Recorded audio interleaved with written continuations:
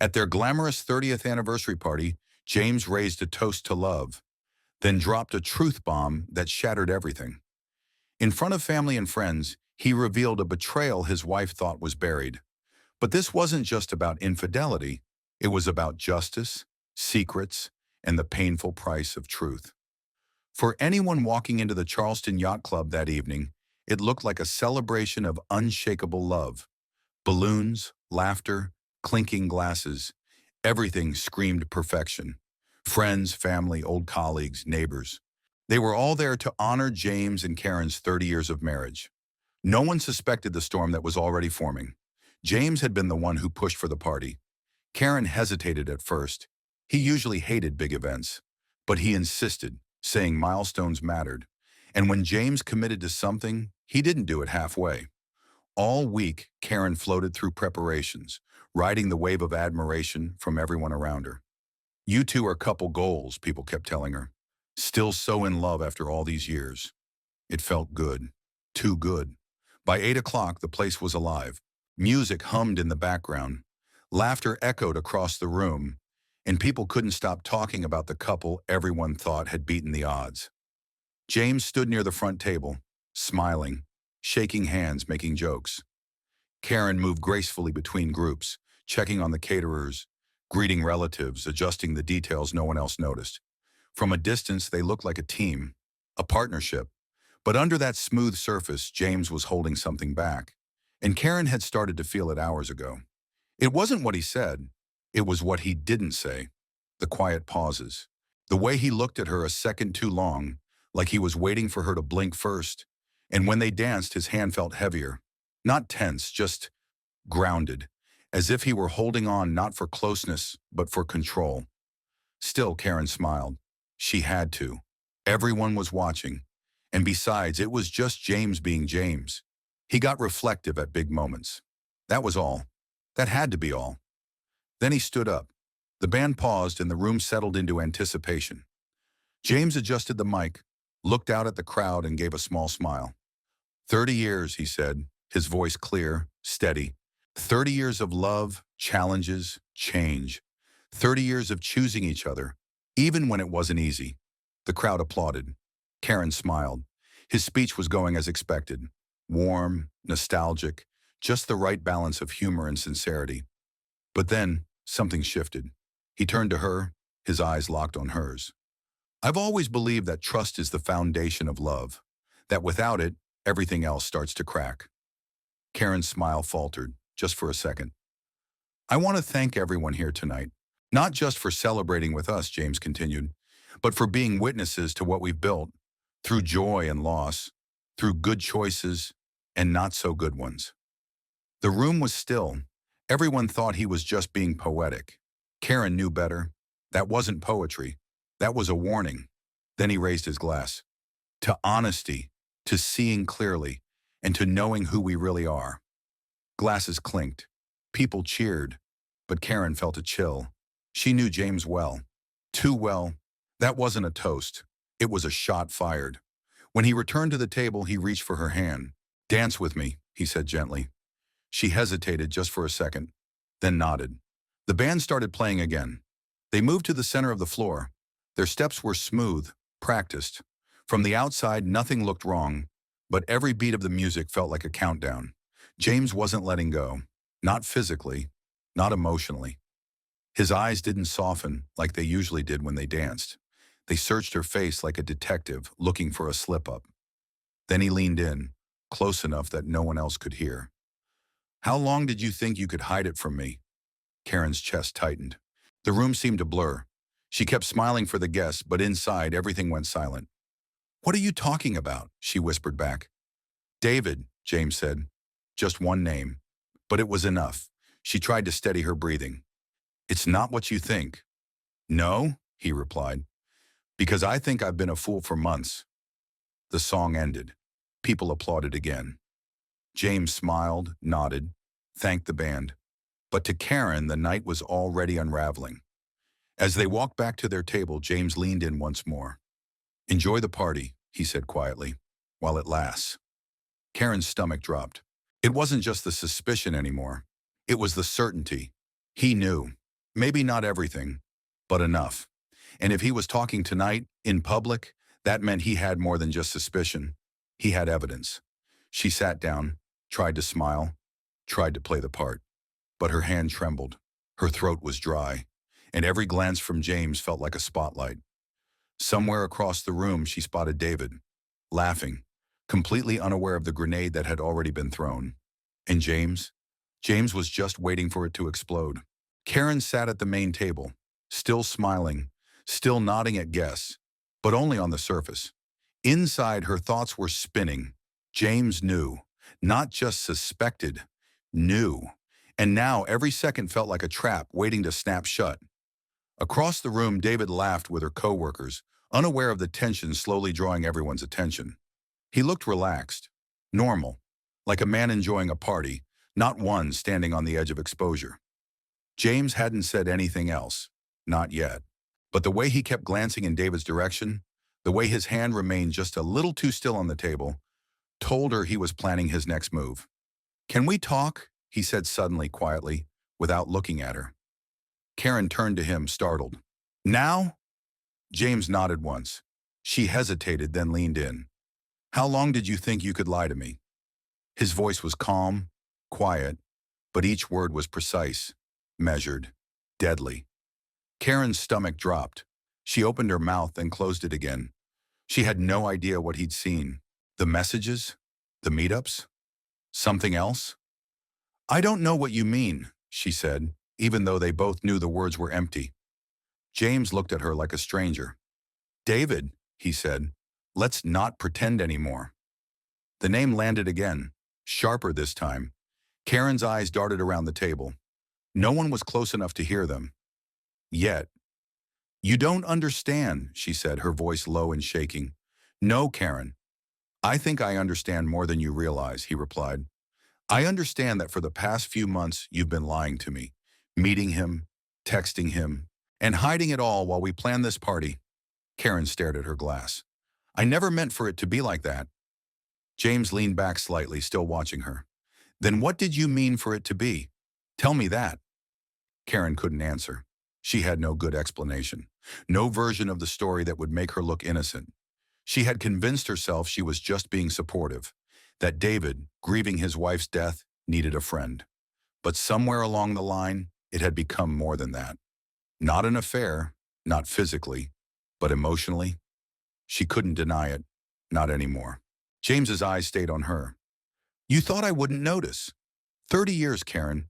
I know when something's off. And for months now, everything's been off." She reached for his hand, but he pulled it away before she could touch him. "Don't," he said. "Don't pretend we're fine." She swallowed hard. "Can we talk about this later? Please." "Not here." But it was already too late for damage control. Across the hall, James's gaze locked on David. His jaw tightened. Karen recognized the look. It wasn't anger. Not yet. It was focus. James had made up his mind. "No," he said, standing up. "We'll talk now." Karen reached out to stop him, but he was already walking, cutting through the crowd like a blade through water. She stood up too, heart racing. People turned to watch as James moved across the room, heading straight for David. David saw him approaching and smiled, extending a hand. "James, great party." James ignored the hand. "You feel comfortable here?" he asked quietly, but with a dangerous calm. David blinked. "Excuse me?" "This is my anniversary, David. My life. My wife. And you, what were you doing? Waiting for me to toast the room so you could steal glances at her like no one would notice?" David's smile vanished. "James, I think you're misunderstanding." James raised his voice, just enough to be heard by those nearby. "Misunderstanding? Like your secret texts? Or the meetings you thought I wouldn't find out about?" The surrounding conversation died.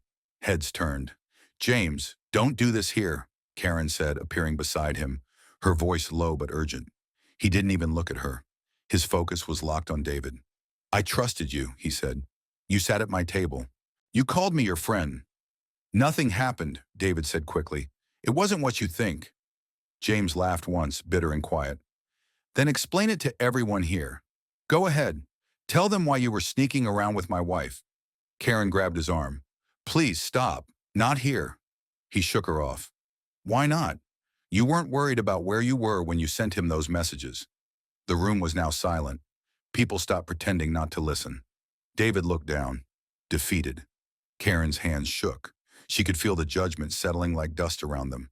James finally stepped back, tossing his napkin onto the nearest table. This party's over, he said. At least for me. You two seem comfortable enough to enjoy it without me. And with that, he turned and walked out. No yelling, no dramatic exit. Just a quiet, steady walk through the stunned crowd and out the door. Karen stood frozen. David was speechless. And around them, whispers began. The silence James left behind didn't fade.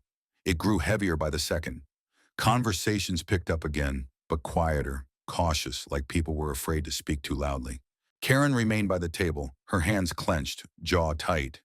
Every look burned. No one asked questions aloud, but they didn't have to. The room was full of assumptions. David stood a few feet away, stunned. He didn't approach. He knew better.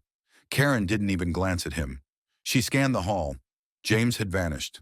A few relatives tried to offer her polite words, but she couldn't focus. The party was still technically in progress. Music played, servers moved through the room. Some guests kept pretending everything was fine, but the atmosphere had turned. Whatever illusion of celebration they had clung to was gone. Karen walked away, pushing past a few guests with stiff smiles and empty compliments. She moved through the hallway, down the stairs and out into the parking lot. The evening air hit her like a warning. She found him leaning against the car, arms folded, looking out at nothing. James, she called out softly. He turned slowly, his face unreadable. What do you want, Karen? I need to talk to you.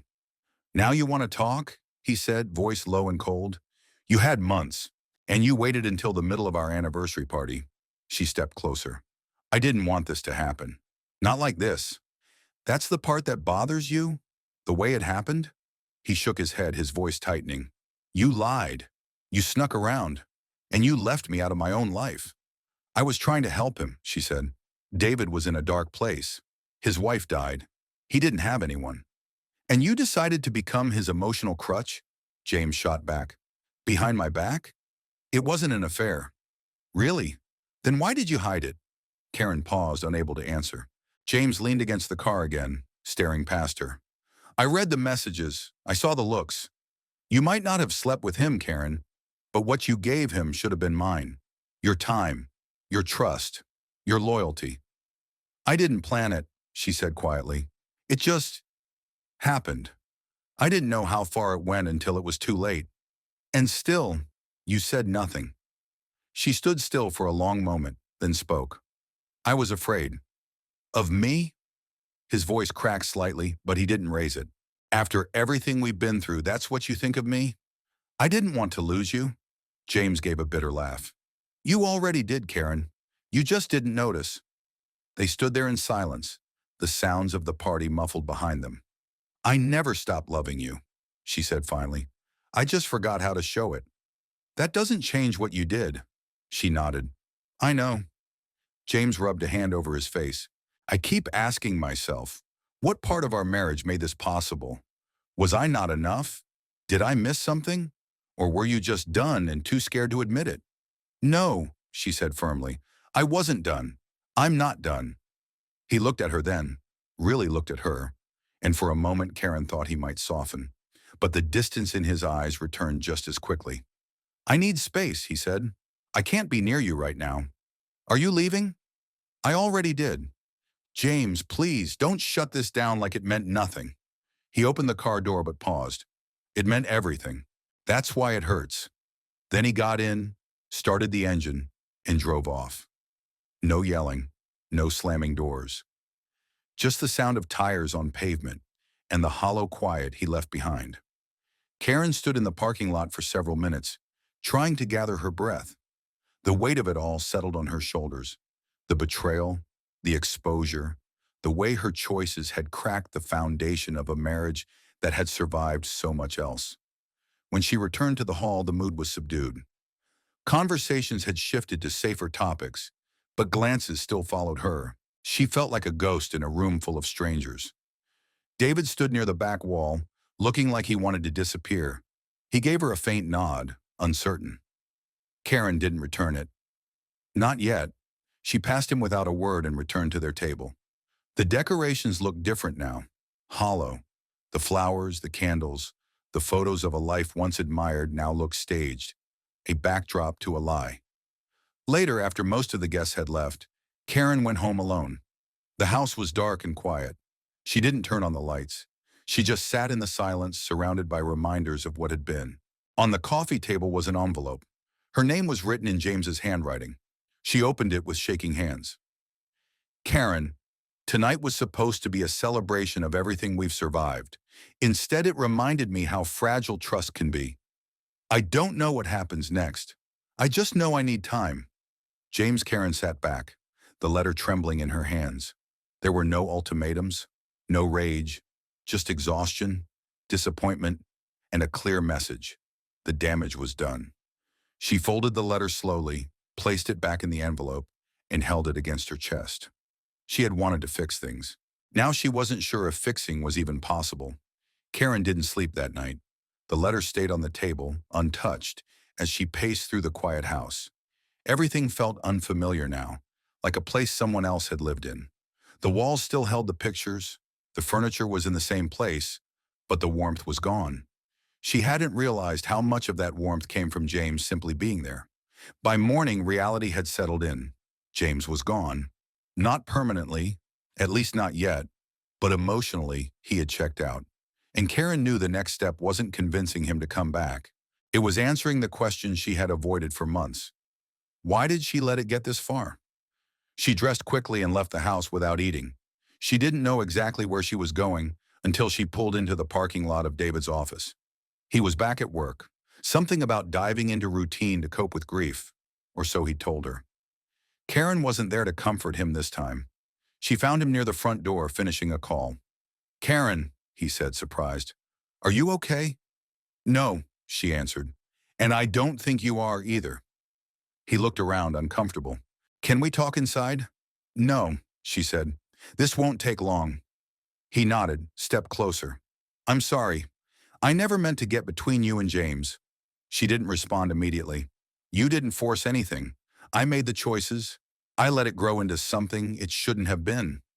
David looked down. "I was lonely. I didn't have anyone else to talk to."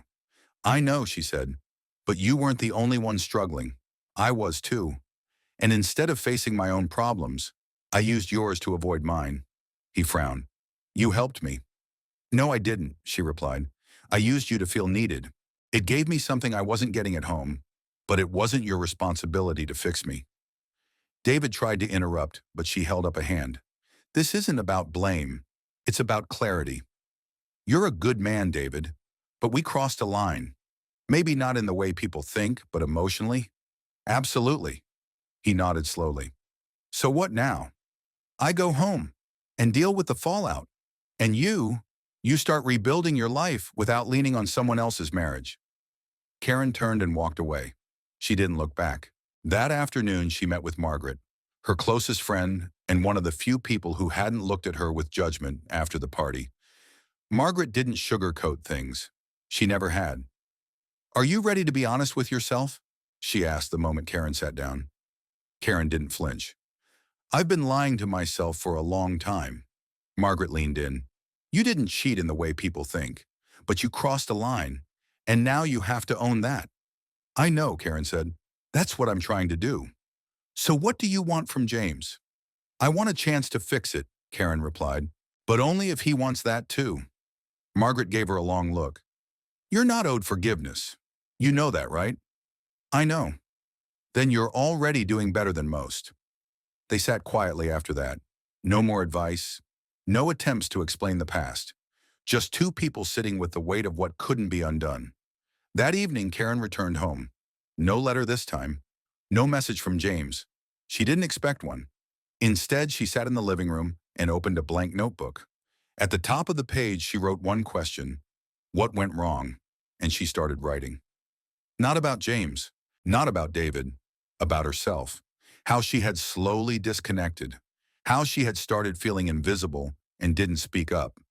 How she turned to someone else instead of turning to her husband. How easy it was to justify emotional loyalty to someone outside the marriage because it felt less damaging until it wasn't. She didn't write to explain or excuse. She wrote to understand. Hours passed. The house was quiet, but this time it didn't feel empty. It felt like the beginning of a reckoning. When she finally closed the notebook, her phone buzzed. It was a message from James. "I need to come by tomorrow. We need to talk." She stared at the screen for a long time. There was no emoji, no warmth, just words. But it wasn't silence. Karen didn't smile. She didn't let herself hope. She only responded, "Okay, I'll be here." Then she set the phone down and returned to the notebook. Tomorrow wasn't a promise. It was a conversation. And that was more than she had yesterday. The next morning, Karen woke early. She didn't clean the house. She didn't dress up. She didn't rehearse what she'd say. If James was coming, she owed him something real, not a performance. He arrived just after 10. She heard the car, the soft knock at the door, and opened it before he could knock again. "Thanks for letting me in," he said, voice neutral. Karen stepped aside. "I'm glad you came." They sat across from each other in the living room. No coffee, no small talk, just space between them and the weight of what they both knew could never go back to how it was. James spoke first. "I didn't sleep much. I kept thinking about whether this meeting was a good idea." Karen nodded. "I understand. I'm not here to fight," he said, "but I need answers." She took a breath. "Then I'll give them." He studied her. "How long did you keep it from me because you were afraid, and how long because you didn't care?" Karen didn't hesitate.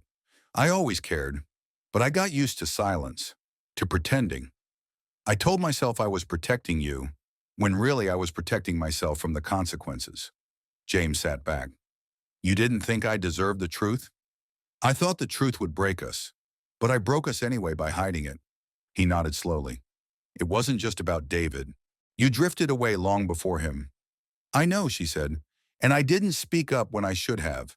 I didn't tell you I felt lost, that I needed more." James looked down. "So you found someone who needed you?" "Yes, and I mistook that need for connection. I wasn't trying to replace you. I was trying to feel like I mattered again." "You did matter," he said. "To me." "I stopped believing that," Karen admitted, "and instead of asking you to show it, I looked for proof somewhere else." James exhaled. "I didn't see it. I thought we were coasting. I thought that was enough." "It wasn't enough," she said. "Not for either of us." They sat in silence for a moment. Then James reached into his jacket and pulled out a folded piece of paper. "It's not a goodbye letter," he said. "It's a list." Karen unfolded it. A short list. Just a few lines. Weekly check-ins, no distractions. Counseling, together or separate. No secrets. About anything if it stops working, we say so out loud. She looked up. "I'm not saying yes yet," James said. "I'm saying this is the only way I'll even consider trying." Karen nodded. "Then that's what we'll do." "I'm still angry," he said. "Still hurt. That doesn't disappear because we agreed on a plan." "I'm not expecting forgiveness right now," she replied. "Only honesty and effort." James stood up. "I'll move into the guest room if I come back. You don't have to decide today." "I wasn't planning to," he said, "but I wanted you to see that I haven't given up completely." As he turned to leave, Karen stood too. "James," he paused, "thank you for not walking away completely." He gave a small nod, then left. Over the following weeks, they followed the list. Not perfectly. There were tense days, short tempers, moments where they almost gave up. But they kept showing up. For the first time in years, they were talking, really talking. Karen didn't try to erase what happened. She accepted it. She made no excuses. And slowly, James began to let his guard down. Not with trust, not yet, but with openness. They went to counseling. First together, then separately. Karen learned to ask for what she needed. James learned to listen without assuming. It was work, and it wasn't romantic, but it was real. Some friends distanced themselves. Others stayed close. Rumors faded, but the memory of that night never did. David moved away a few months later. He didn't say goodbye. He didn't need to. Karen never contacted him again. A year later, they held a small dinner at home. No speeches, No guests in formal clothes, just close friends, family, and quiet music. No one toasted to perfection this time. After dessert, James raised a glass. Not high, not theatrical. To second chances, he said, not because they're easy, but because sometimes they're earned. Karen looked at him, not as the man she used to believe would never hurt, but as the man who chose to heal with her, despite the pain. They weren't who they used to be, and maybe that was the point.